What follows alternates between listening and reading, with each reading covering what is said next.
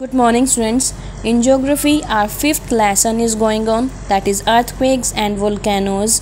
इसमें हमने जो है earthquakes और volcanoes के बारे में रीड किया था। इसकी इंट्रोडक्शन सबसे पहले हमने रीड की, उसके बाद हमने रीड किया था earthquakes के बारे में कि earthquakes जो है वो क्या होता है और कैसे होता है। फोकस एंड एपिसेंटर के बारे में रीड किया था। इस डायग्राम के थ्रू हमने देखा कि कैसे फोकस का जो स्टार्टिंग पॉइंट होता है वो कहाँ होता है और फोकस के ऊपर ही जो होता है वो एपिसेंटर होता है, और ये जो सभी डायरेक्शंस में वेव्स फैल रही हैं वो अर्थक्वेक वेव्स होती हैं।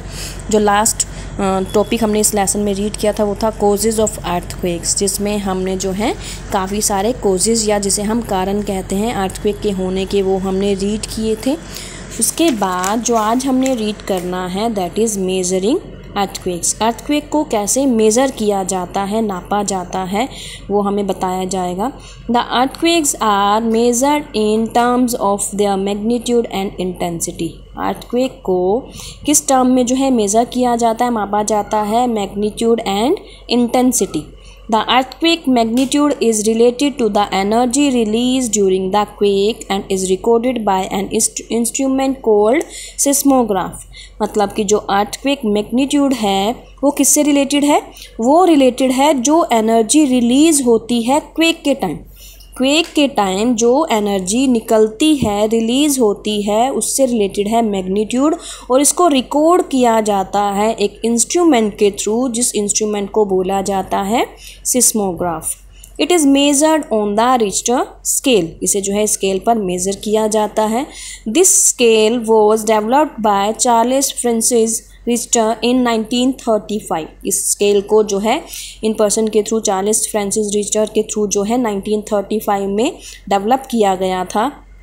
The magnitude is expressed in absolute numbers. Magnitude को एक्सप्रेस किया जाता है एब्सोल्यूट नंबर्स में जो है 0 to 10। द इंटेंसिटी, इसमें जो है हमने मैग्नीट्यूड के बारे में क्लियर किया कि मैग्नीट्यूड क्या होता है। उसके बाद हम रीड करेंगे intensity.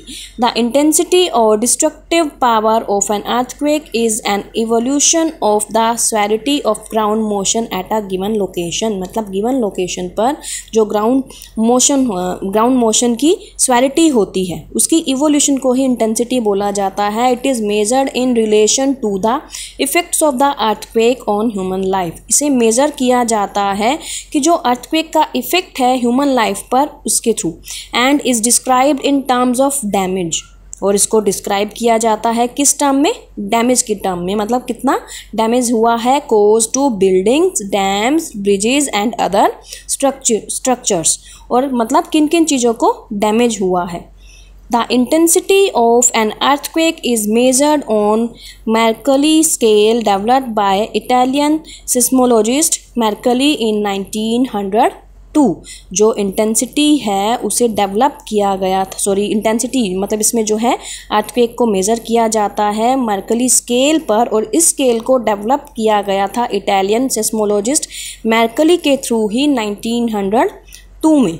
The range of intensity scale is 1 to 12। Clear? इसमें आपको सबसे पहले जैसे 2 टर्म्स की बात की गई थी, मैग्नीट्यूड की एंड इंटेंसिटी की। उसके बाद इन 2 टर्म्स को आपको डिफाइन कर दिया गया कि मैग्नीट्यूड क्या होता है और इंटेंसिटी जो है क्या होती है और कैसे से मेज़र किया जाता। क्लियर? उसके बाद जो हम नेक्स्ट टॉपिक करेंगे रीड वो है इफ़ेक्ट्स ऑफ अर्थक्वेक्स। अर्थक्वेक्स का इफ़ेक्ट क्या पड़ता है, प्रभाव क्या पड़ता है। First point, earthquakes cause heavy loss to life and property. सभी को पता है कि अर्थक्वेक जब आता है, जिसको हम हिंदी में भूकंप कहते हैं, उसके कारण क्या होता है? काफ़ी लॉस होता है, चाहे वो लाइफ का लॉस है या प्रॉपर्टी का लॉस है। The maximum damage is cause near the epicentre of the earthquake. जैसे कि हमने लास्ट जो टॉपिक रीड किया था जिसमें फोकस के ऊपर एक आपको एपिसेंटर बताया गया था, वहाँ बताया गया कि जो सबसे ज़्यादा डैमेज होता है वहीं एपिसेंटर पर होता है। The most recent earthquake is the one which rocked Bhuj in Gujarat on 26 जनवरी 2001। मतलब ये जो है आपको अर्थक्वेक का एग्जाम्पल बताया गया कि सबसे ज़्यादा जो एक डेंजरस अर्थक्वेक था वो कहाँ था? गुजरात के भुज में, जो कब आया था? 26 जनवरी 2001 को।